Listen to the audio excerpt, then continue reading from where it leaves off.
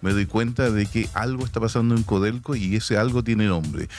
Codelco está capturada, esa empresa, por intereses que son privados, entre comillas, pero que son internos. Ya no estamos en presencia de una mala administración.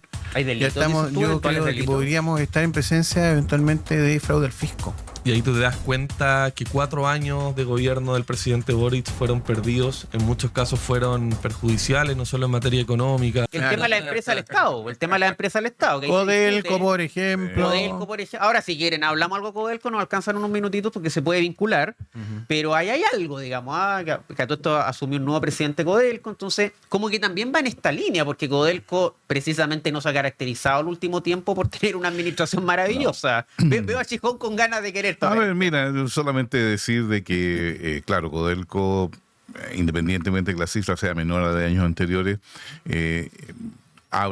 dice a su favor de que en el ejercicio 2025 aportó 1.400 y algo millones de dólares al Estado, lo cual es verdad. Lo que no dice es que de esos 1.400 y tantos millones, solamente poco más de 300 millones corresponden al ejercicio de cobre, es decir, a la producción de cobre. Todos los otros son elementos litio, antimonio, o sea, molibdeno y otros más, digamos. Entonces, ¿a qué voy? Es decir, si yo mido la enorme inversión, el enorme endeudamiento de una empresa, llámese como se llame, que me va a rendir solamente 300 millones, 350 millones de dólares ya, ¿cuánto es la rentabilidad medida en función del capital arriesgado? Es ínfima. Claro. Y si todavía más, si comparo esa rentabilidad con la rentabilidad de cualquier otra empresa privada del mismo tamaño, con la misma actividad, con la misma tecnología, me doy cuenta de que algo está pasando en Codelco y ese algo tiene nombre. Codelco está capturada, esa empresa, por intereses que son privados, entre comillas, pero que son internos, ¿ya? Intereses que tienen que ver con mantener una serie de privilegios, Sí. Intereses que tienen que ver con lo que en administración se llama el principio de agencia. Claro. Cuando tú le pides a alguien que administre una empresa, nombras un agente y esperas de ese agente que actúe en favor de los dueños, de los accionistas, y en este caso, en el caso Codelco, de todos los chilenos. Claro. Bueno, el principio de agencia se produce cuando el agente empieza a actuar en su propio favor en vez del el objetivo para el cual fue nombrado. Y eso está ocurriendo en Codelco durante años, décadas. Claro. Oye, Maco, también te veo con cara de querer opinar en este tema, de lo de Codelco. No, o sea, reitera todo lo que estamos hablando de la importancia de la administración del buen uso de los recursos públicos. Recordemos que Codelco es una empresa bastante subsidiada por los recursos de todos los chilenos, y son temas que hoy en día se están poniendo en jaque, se están poniendo en cuestión. Vimos el tema de los bonos que se pagaron, que se hizo mal el cálculo en cuanto a que no correspondía en muchos casos, se ha generado una polémica.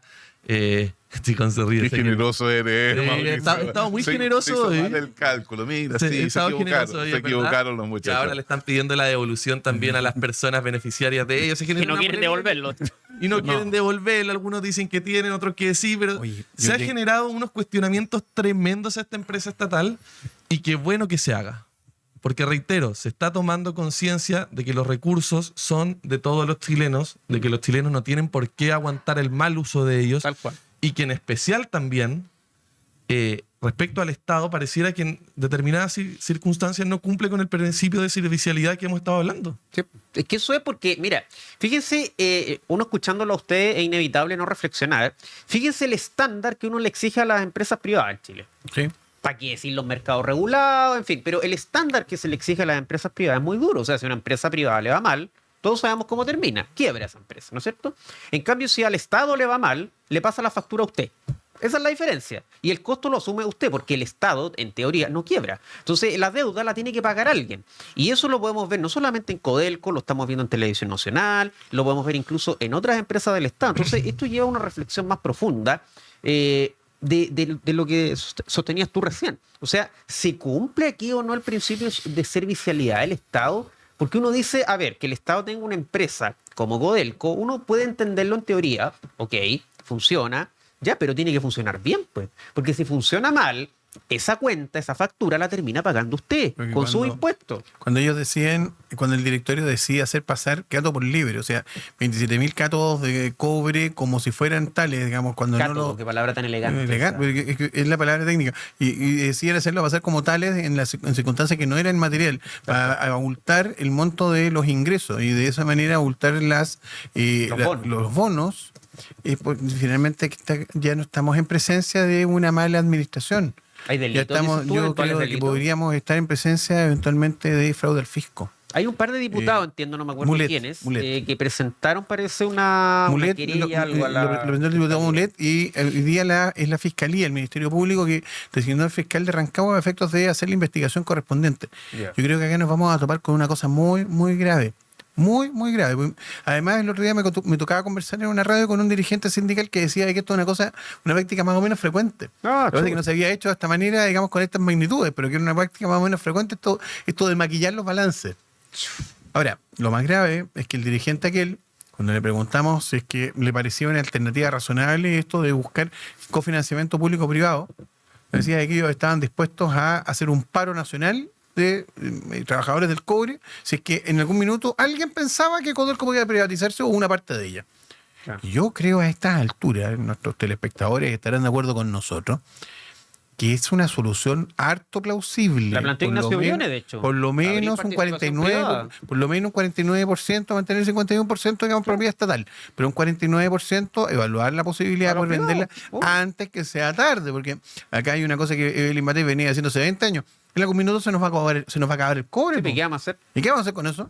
Aparte que, ojo, Chile ya es tercera vez en la historia que estamos desaprovechando la gallina a los huevos de oro. Nos pasó con el salitre. Sí. Nos está pasando con el cobre y con el litio, ¿para qué decir? Entonces, tercera vez en la historia, están repitiendo una teleserie que aborda la etapa de la historia del salitre. Déjà vu se llama. Claro, esto. entonces aquí uno ve que como que estamos llegando tarde, el Estado llega tarde, entonces acá no hay visión de futuro y por eso, y lo engarzo nuevamente con la propuesta, por eso reducir ministerio es mucho más que un tema técnico, es un tema acá de principios también de lo que está involucrado, o sea, queremos un Estado que funcione bien, no se trata de un Estado más grande, más chico, no, queremos un Estado que funcione bien, queremos un mejor Estado. ¿Para qué? Para que sirva a las personas, y esa es la finalidad de todo, entonces un mejor Estado para que sirva a las personas.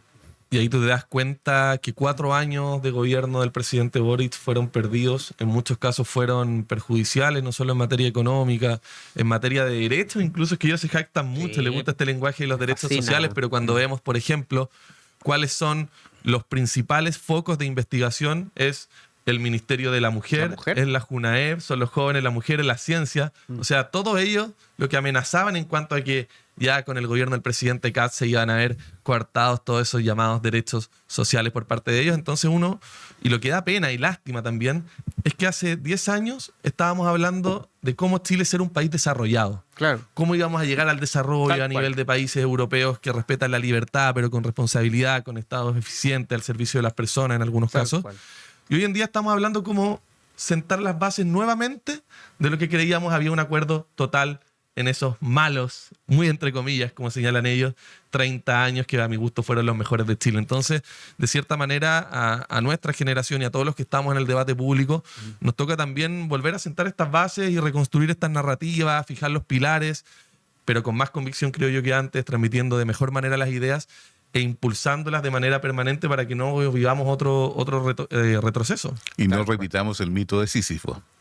Nuevamente, es decir, el Sí, famoso mito griego de Sísifo en el cual Sísifo estaba condenado a empujar una roca por una pendiente y cuando estaba a punto de llegar a la cumbre, sencillamente la roca volvía a su... Que ha sido un Hay poco un libro de, creo que el profesor Fermandoa, Joaquín, que escribió eso, sobre la democracia y el mito de Sísifo. Un libro grandote. Interesante Lo punto. recomiendo. Oiga, nos quedan poquitos minutos, así que para que no terminemos tan abrupto, a mí me gusta que nuestros panelistas ahí se despidan ahí con un minutito, den un mensaje final o recomienden algo. A lo mejor algún librito, alguna serie o entreguen algún mensajito. ¿Quiere partir usted? Bueno, ya que me dio el privilegio de comenzar, digamos, ya, gracias por... No, nuevamente relevar no solamente el tema que tocábamos al principio, sino que también invitar a reflexionar a todos nuestros auditores y para que ellos también discutan al interior de sus grupos familiares y de sus grupos de amigos, cuál debería ser el futuro de la inteligencia artificial, que si bien en la encíclica magnífica humanidad, no está tocado como un elemento central, nos afecta. ¿Y por qué? Porque a diferencia de otras tecnologías que ha tenido la humanidad, esta es una tecnología que es altamente destructiva y todavía no sabemos si esa destrucción es la destrucción creativa de la cual hablaba el economista Joseph Schumpeter, que generó una enorme vitalidad en el mecanismo económico, pero la velocidad a la que destruye esta inteligencia artificial mal aplicada, si fuera mal aplicada, nos coloca ante una serie de reflexiones. ¿Quién debería ser el administrador de la inteligencia artificial? ¿Se puede dejar libremente a las fuerzas del mercado y al amparo de la libertad? No estoy diciendo que no, pero la pregunta sigue siendo tremendamente vigente, ¿ya? Y es una pregunta que no tiene respuesta inmediata. No es tan fácil responderla. ¿Y por qué? Porque el desarrollo de la inteligencia artificial nos va a generar como humanidad una cantidad enorme de beneficios. Pero el punto es, tal como se dice en la encíclica papal, ¿hasta dónde van a permear y llegar esos beneficios? Y es ahí una pregunta muy importante que necesita ser respondida por toda la humanidad.